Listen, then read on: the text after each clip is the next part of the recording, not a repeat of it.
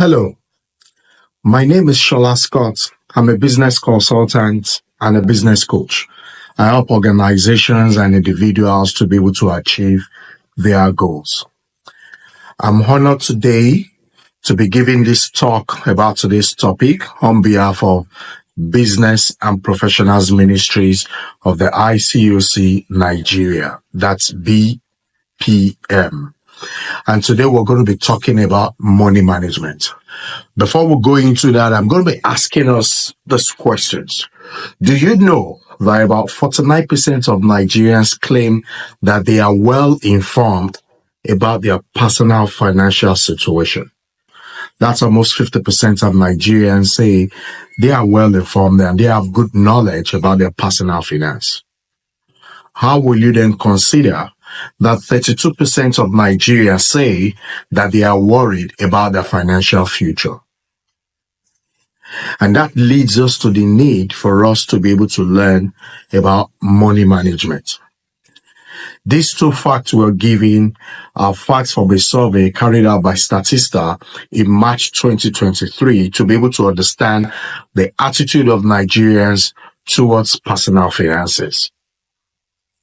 And for us to understand that, we need to understand what money management is.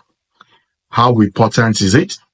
And what are the challenges associated with money management? Are there any influences related to money management? So please stay with me as we go on with this.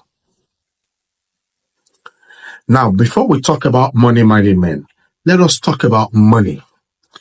We all need money. We all use money one way or the other. We all know that money is very important. And I'd like for us to look into two scriptures, biblical scriptures, that talks about money. The first one is in Ecclesiastes chapter 10, verse 19. And it says, "A feast is made for laughter. Wine makes life merry. And money is the answer for everything." If money answers all things, then why shouldn't we find money? Why shouldn't we go after money? And I will take us to the second scripture in 1 Timothy chapter 6 from verse 10. I'll be reading the NLT version. 1 Timothy 6:10. It says, "For the love of money is the root of all kinds of evil. And some people, craving money, have wandered from the true faith and pierced themselves with many sorrows." Now, looking at these two scriptures, money answers all things, but the love of money is the root of evil. Please take notes. In the 2 Timothy chapter 6, verse 10, it did not say that money is the root of all evil. It only mentioned that the love of money is the root of all kinds of evil. Please take note of that difference. Now, we're going to be looking at what money management is. In simple terms, money management is how we manage our money to be able to meet our purposes and our desires. But I would like to explain it further by saying money management is the process of how we make plans on how we spend our money, which is budgeting, how we save our money, how do we invest the money that we earn, how do we spend this money, rationally or irrationally, and the ability for us to be able to oversee all the financial activities of the money we spend. And this is also applicable to organizations or companies or a group of family as well. So money management involves making informed decisions about how we use and allocate our financial resources towards a particular goal, towards our financial goals or our own objectives. So when we earn money, how do we use it? How do we allocate it? How do we distribute it? And do we do this in a way that helps us to be able to meet our goals? I know each and every one of us, we've got different goals, we've got dreams, we've got things that we want to do. And it's very, very good for us to have these goals, most especially even when we have it within our own timelines. And we need money to be able to achieve some of these things. And money management is the skill that we require that will help us on how we can achieve these financial goals. So therefore, effective money management is crucial to be able to achieve our financial stability, for us to avoid all kinds of debts, and to be able to build wealth over time. I would like to take us through the challenges of money management, because when we manage money, it's not a free flow. It's not a bed of roses. It comes with its own challenges. It comes with its own setbacks. And even when we do not manage money properly, it comes with some results that are not favorable. Let us dive in together to be able to understand some of the challenges of money management. So some of these challenges would include the lack of financial literacy. Many of us, we do not have that strong understanding of financial concepts. And this includes our budgeting, our investing, how do we make our money work for us? How do we use our money to be able to achieve our goals? And the lack of this financial literacy can hinder an effective money management. What about unforeseen expenses? Unfortunately, there are times that things would just happen we did not plan for or we did not expect. This could include medical emergencies, home repairs, car repairs.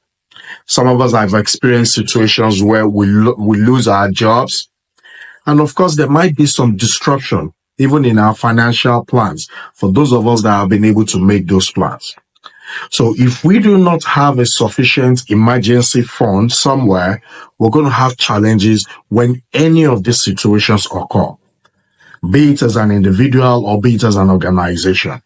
And therefore, it's important for us to be able to develop that skill to manage our money, for us to be able to mitigate some of these unfavorable circumstances. Now, what about debt accumulation? High levels of debt, particularly from loans, particularly from credit facilities, and some of them with very high interest rate because of some things we want to be able to achieve. I've seen situations where people want to be able to go to school and they take some debts.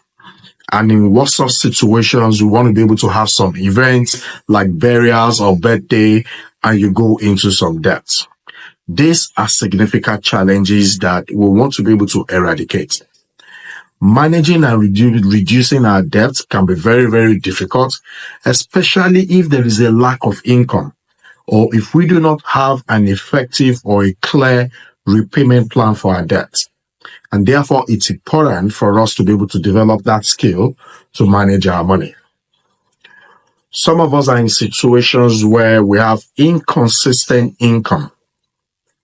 Irregular and inconsistent income make it very, very challenging to create a stable budget or for us to be able to develop a savings plan. Some of us are freelancers and entrepreneurs where we do not earn a monthly salary, and it might be difficult for us to be able to plan. And when this inconsistent income occurs, it's also important for us to know how we can manage our money so that it will continue to sustain us, or so that we can also have that consistent cash flow. Another challenge of money management this is a very common one where some of us have impulse spending habits. We have these temptations to make impulsive purchases that leads to overspending. And this will hinder our ability to save. So if we are able to control our spending habits and distinguish between needs and wants, that is very, very important for effective money management. Your needs are the things that you are to be met, while your wants are basically just desires. They are not necessary sometimes. So If we also consider another challenge for some of us who have worked over the years, and then towards the end of our career, we're getting to that retirement age, and we do not have an adequate retirement planning, that is also going to be a problem. So failing to plan for retirement or underestimating the amount that we need for us to live a comfortable life when we retire becomes a challenge. And we need to learn how we can manage the money we earn today so that it's going to be useful and sustainable for us in the future.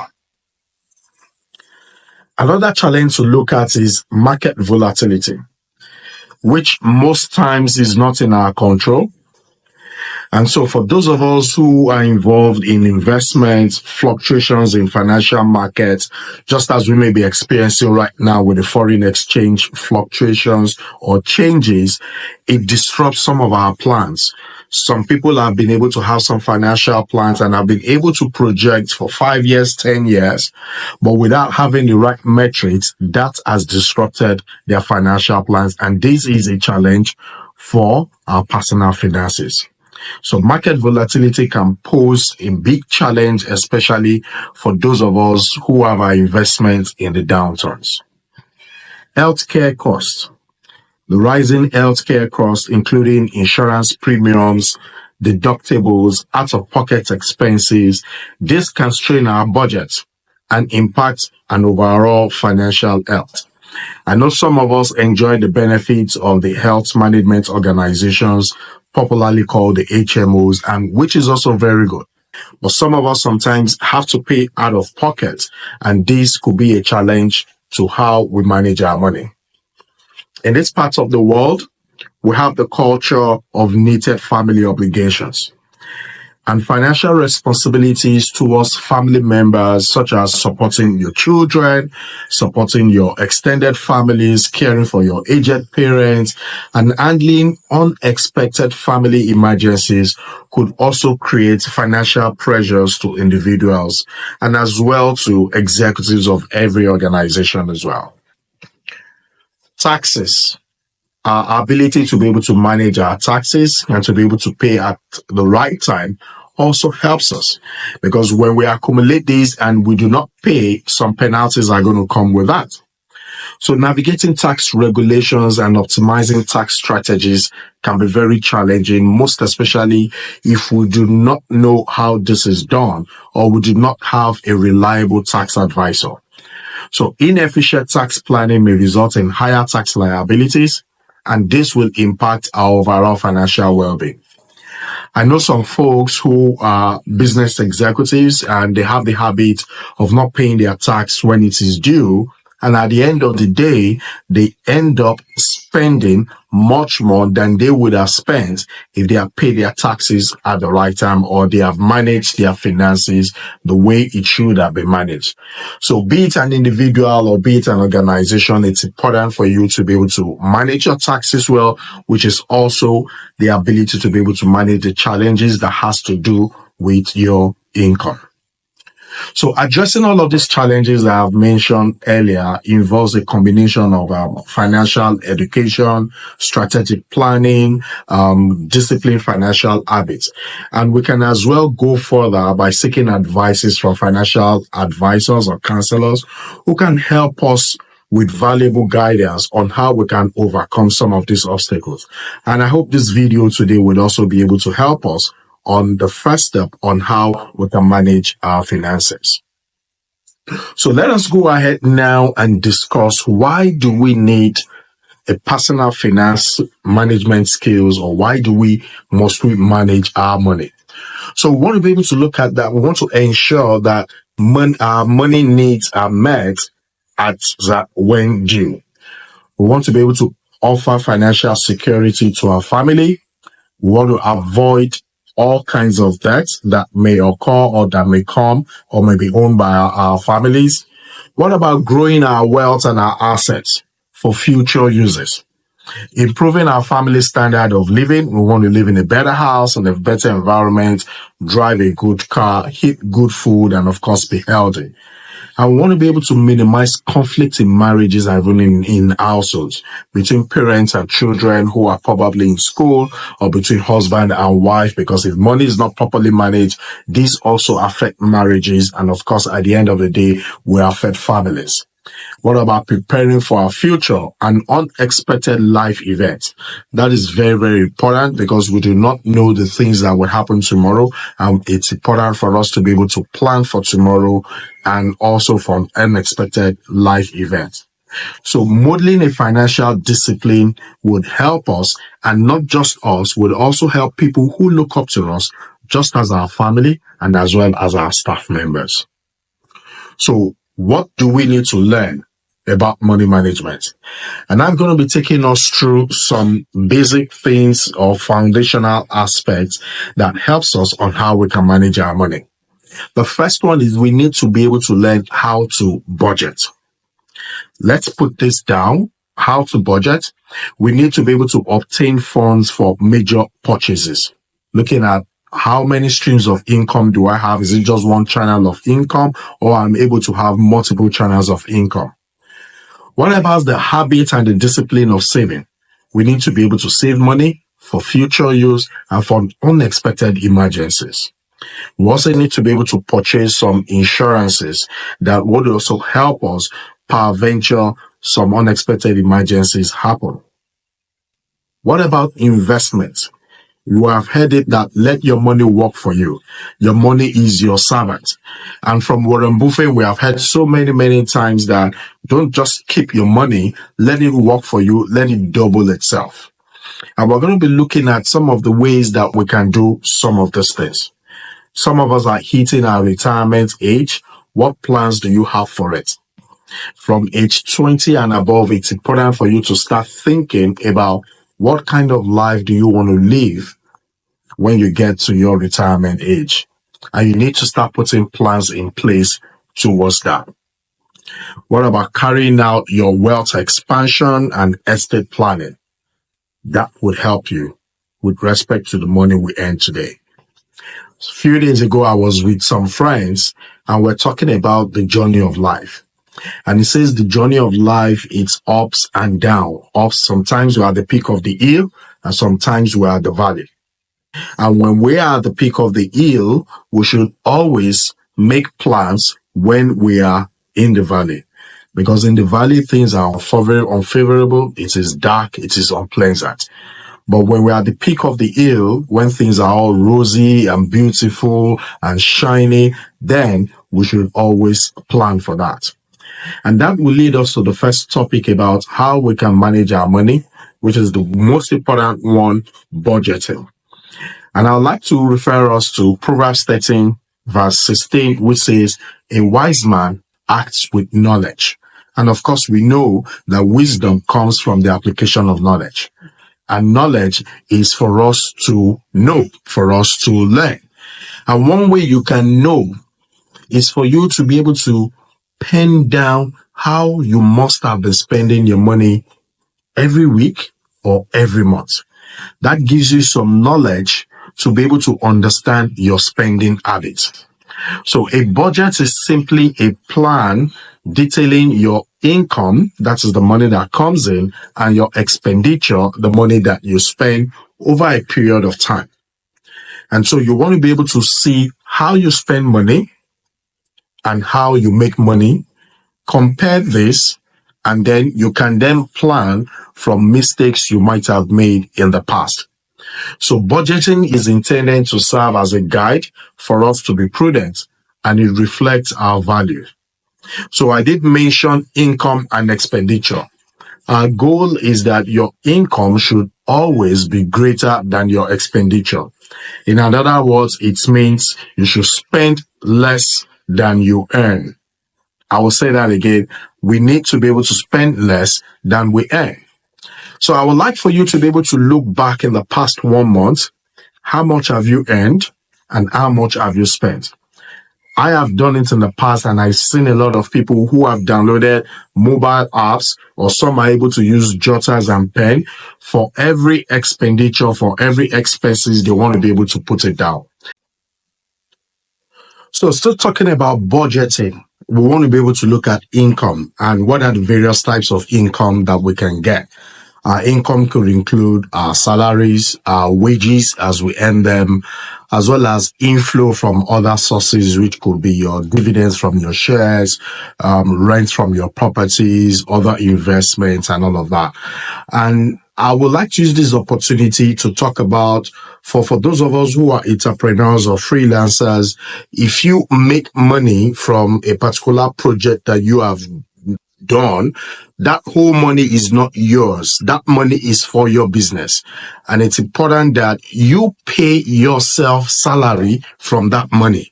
And that is one good way to do it. Most times when we make money from a particular business, we feel the whole money is ours. And psychologically in our mind, it looks like we have a lot of money, but you don't really have a lot of money. So paying yourself a salary is part of the expenses for that business. And it's important to know that.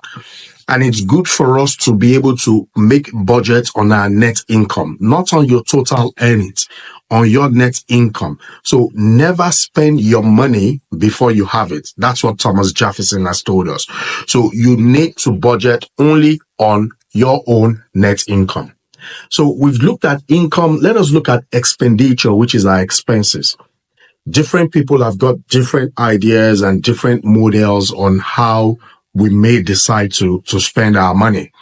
We have those who have the 50-30-20 rule, and it says 50% of your money should go towards your expenses. And the remaining 50%, you take 30% out of the remaining 50% to meet your want. So the first 50% meets your needs, and then the next 30% will meet your wants, the things you desire, the things you want, even though they are not necessary, and the remaining 20% you save it. While some others believe you can use the 70-10-20 rule, where 70% is being spent either for your needs or for your want, but 70%, it's good for you to have benevolence. So 10% could be set aside for benevolence, and then 20% could be saved. So in these two scenarios I have given, at least 20% should go for your savings.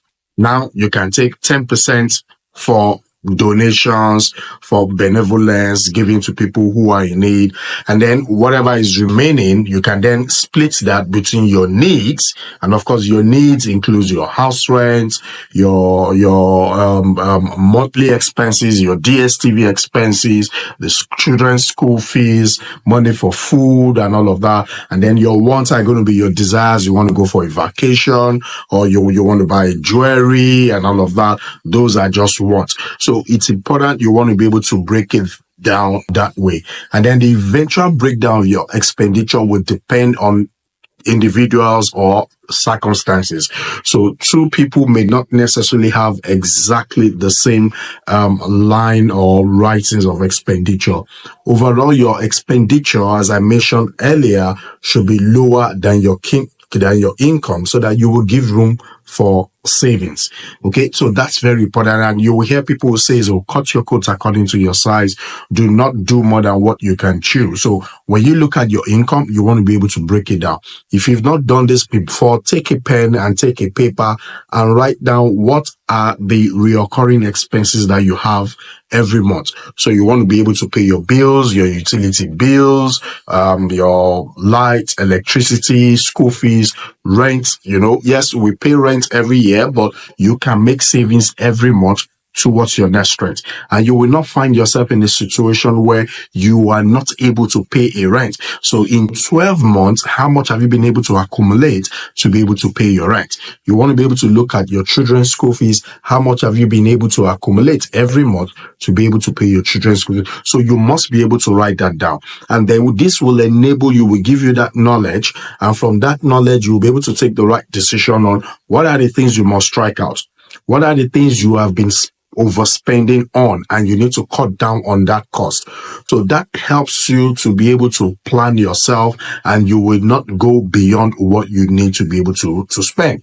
So as I mentioned earlier, we have monthly and weekly giving. You want to be able to give to the church. You want to be able to give to the poor. You want to be able to pay for food and water. These are very, very important. We mentioned about your part rent that you want to start saving every month. We mentioned the school fees. We mentioned the utility. We mentioned your transport. So your car needs to repairs, needs maintenance and all of that. You have some debt repayments, and you want to be able to plan, if I continue to pay X amount for Y numbers of months, I would be able to clear this debt. So it's important that you write that down. You want to be able to remember your parents' upkeep. When you write that down, some of these even helps you to be able to plot a graph. I will show you month to month what has been taking a lot of your money. And that will help you to be able to cut down on some cost. And the moment you have assigned a specific amount of money to a part of your recurring expenditure, you know you don't want to spend more than that. So within a month, you know how many crates of egg that you are meant to buy. And that you shouldn't spend more than that. So if you spend everything in 1 week, you have to manage for the rest of the month. That way, it helps us to be able to develop discipline and to be able to stay within budget. Some other things that could be on your budget list includes your investments, emergency, which is definitely going to be part of your savings as well. So major positive purchases for family, of course, include the emergencies. You want to be able to invest as well. Maybe you want to buy landed properties, or you want to have some financial investment for the future. And sometimes major expenses can also be augmented if you want to take bank loans, or if you've been able to save enough. Some of us partake in a susu, and that also helps to be able to make some of these major expenses, but we have to be very, very disciplined with our expenditure. So another important part of money management is savings. As I mentioned earlier, taking about 20% for our savings. And if you can do more, that would really be very, very good. So saving is a critical element of our personal savings, personal finance, and it's very, very useful. Even the same thing for an organization. When you have your earnings, you want to be able to set some money aside for the future as well. So to achieve and improve savings level, it is important for us to reduce our expenses. So the more we can reduce our expenses, the more savings we will have. For organization and businesses, you will see organizations are looking for ways on they can cut down cost. So you're generating energy, you're spending more money on diesel. How can we minimize our energy consumption? Because the more an organization is able to reduce their expenses, the more profits they are going to get. And that will help the company to be able to grow and to be able to chase more business opportunities as well. Okay, so we want to look at investments. It's good that as you make money, you think about investing your money. As our savings is usually the primary source of funds for investment, and this can include bank deposits, purchase of government financial instruments, bonds, treasury bills, and so on and so forth. We may want to invest in properties that will continue to give us that residual income. Stock markets, we could invest in other businesses that will seem to have got high potential of successes. We could purchase insurance policies, and then, of course, so many other things we can do. It's usually advised for us to spend our investments across a range of options, so that if one is not doing very well, we would have some other options that will be doing well. So one other thing we should also learn to do is for us to buy some insurance policies as well, as I mentioned earlier. So insurance purchases could include we protecting our assets from losses or damages, protecting the income of the family, most especially when the breadwinner is no more available. We want to be able to provide benefits in the event of disability, in the event of critical or terminal illnesses or deaths. Retirement benefits, we can actually also provide those benefits through some insurance purchases. The children's school fees is also a very, very good one. where we can protect the children's education in the event that the breadwinner is not available anymore as well.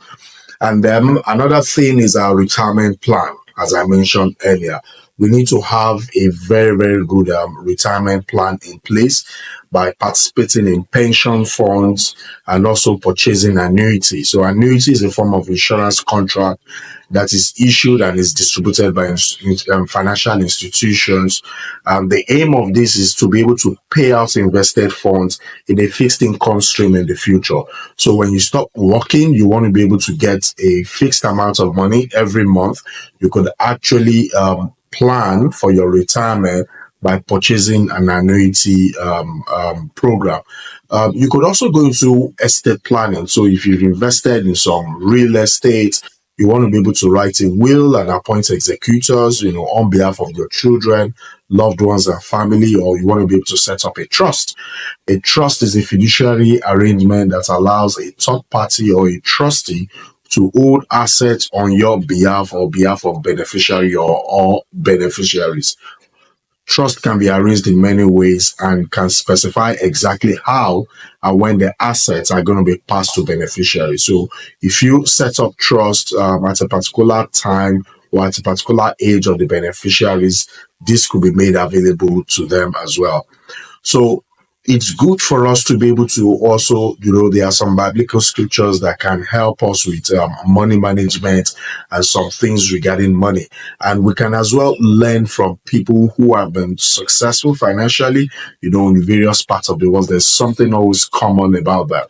So in conclusion, I would say that there are three major money management activities, and I'd like for us to write this down, that one is store and maintain your financial record and documents, as I mentioned. So from your budgeting and planning, you want to be able to write this down. I mentioned earlier there are some mobile apps that can help you do this.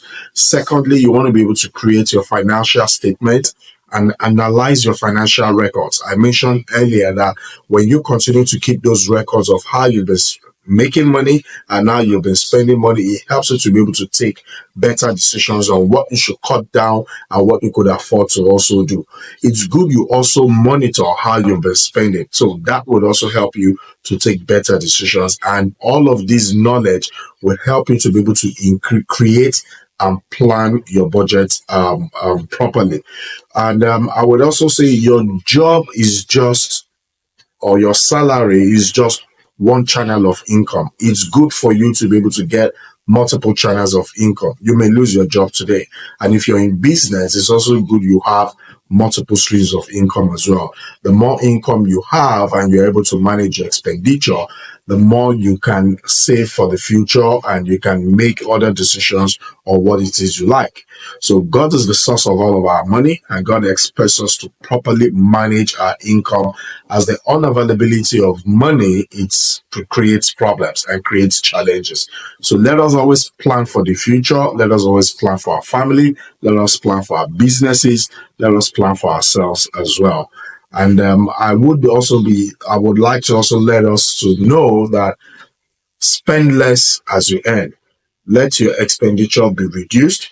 Be wise with your debt. For those of us in debt, you don't have to take debt. You can actually avoid debt. But there are times you want to do some businesses, you want to be able to take on some debt. So if you take those debts, have a payment plan and be very, very disciplined about it. Pen this down, write it down, the amount you want to be able to pay, and make sure this is part of your budget. Always plan for the unexpected. Unexpected situations just come in, medical emergencies, death, all kinds of family requirements, and we need to be able to plan for this, and this can help us in our savings. Setting goals is one major thing you should always set, from your budgeting, your planning, your expenditure. You want to be able to set goals. So in your giving, for example, you want to set goals in the year 2024. This is the amount I want to be able to give for benevolence. And in 2025, I want to be able to improve. I want to be able to increase. You can't do that if you cannot increase your earnings or your income. So set your goals on, this is the amount I want to be able to save. This is the amount I want to be able to make, and be disciplined towards your goals. When you write some of your thoughts down, you write some of your goals down, it's easier for you to be able to achieve it. And lastly, be generous. Be generous in your giving. Everything you have is not yours. You are just a pipeline, or you are just a medium to be able to reach out to those who do not have. And there is something powerful about money. When you give, you will always get. So let us learn as well to be very, very generous. And in conclusion, let's be able to look at some scriptures. As I mentioned earlier, I like the passage about Luke 16. You can read the whole of the chapter, but in verse 10, he says, whoever can be trusted with very little can also be trusted with much. And whoever is dishonest with very little will also be dishonest with much. So if you have not been trustworthy in handling worldly wealth, that is money, who will trust you with true riches? And in verse 12, and if you have not been trustworthy with someone else's property, who will give you the property of your own? So even God actually requires of us that even when he gives us money, he expects us to be able to manage it. And I will top it off with verse 13. He says, no one can serve two masters. Either you will hate one and love the other, or you will be devoted to the one and despise the other. You cannot serve both God and money. And this is a very inspiring scripture for me. I've seen so many people that money has influenced them and has made them to do what they would naturally not do. And I tell myself that money will not be my master. Rather, I will be the master of money. Money is going to be a messenger. Money is going to be a tool for me to be able to achieve the things that I want to achieve and what God is going to achieve in my life. So I want to be able to control money and not money to control me. And so because of that, it helps me. Even if you cheat me, I have this conviction that we cannot spend more than what God has destined for us. So it's either you want to rush everything and you spend everything in one day, or you want to take your time to be able to spend. You can't spend one kobo more than the amount that God has given to you. Even if you cheat somebody and you have a lot of money today, you're going to spend that money on something else tomorrow that you probably don't need to be able to spend that money on.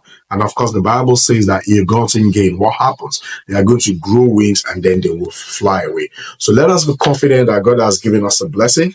The money that we earn, let us remember all what we have talked about, and let us make sure that we plan well and we manage these God's blessings for a better future.